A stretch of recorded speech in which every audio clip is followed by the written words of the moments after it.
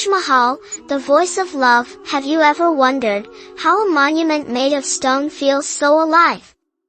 Why, when you stand before it, your heart begins to beat just a little faster? It's because it's not just made of marble, it's made of memory, of love, of a promise that refused to die. The Taj Mahal. The story begins in 1612, when a Mughal prince fell in love with a gentle, graceful soul, Arjamand Banu Begum, whom the world would later know as Mumtaz Mahal. She wasn't just a queen, she was his friend, his strength, his peace. In 1631, while giving birth to their 14th child, Mumtaz took her last breath, and in that moment, Shah Jahan's world shattered. Shah Jahan's no, Mumtaz. You can't leave me like this.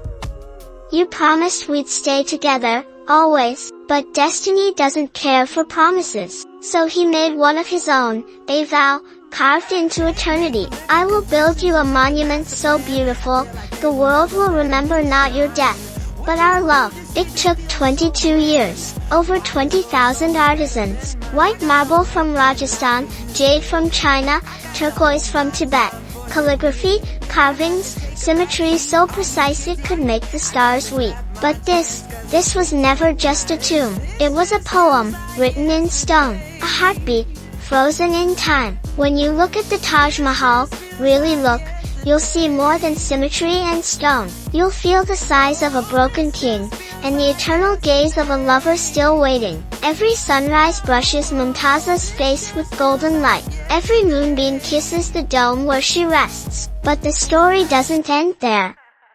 Later in life, Shah Jahan was imprisoned by his own son. He spent his final years locked away, his only comfort, a distant window view of the Taj. Shah Jahan's Mumtaz.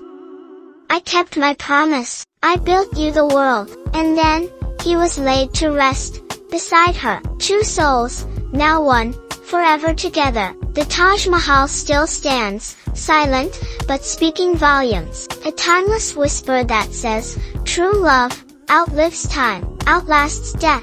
Close your eyes. Now, imagine. You're standing on the edge of white marble. The first light of dawn glows across the dome. The world is quiet. Like time itself has paused. You take a step. Then another. Your fingers graze the cool stone. Smooth. Silent. Yet somehow, speaking to you. A single flower, carved into the marble. Delicate. Soft. But still here, after 4 centuries. Like their love. Like their love. Overhead, birds cut across the same sky. That once hung above Shah Jahan and Mumtaz. You hear distant footsteps.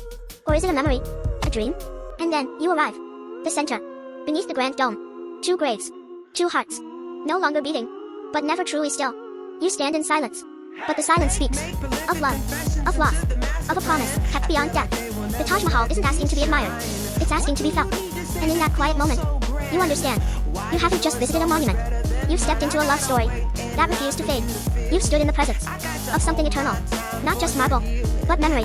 Not just architecture, but affection and a vow made sacred. So when you leave the Taj Mahal, don't just take a photo. Take a breath. Say thank you for reminding us all that in a world where everything ends, some things don't.